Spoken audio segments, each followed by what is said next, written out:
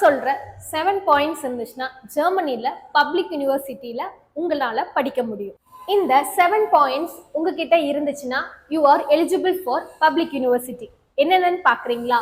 Right course, right university, full scholarship, German language, IELTS, blocked account, APS verification.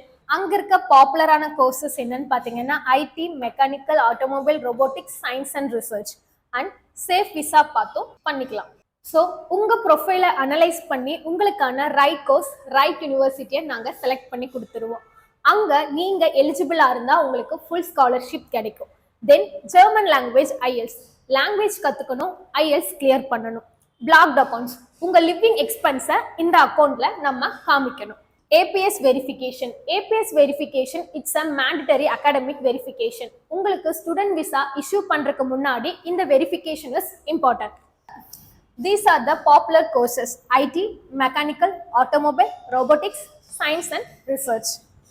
So இது எல்லாமே பண்ணி முடிச்சுட்டு ஃபைனலா நமக்கு வர்றதா விசா பாத். உங்களுக்கான விசா ப்ராசஸை சேஃப் பாத்ல நாங்க உங்களுக்கு பண்ணி கொடுத்துருவோம்.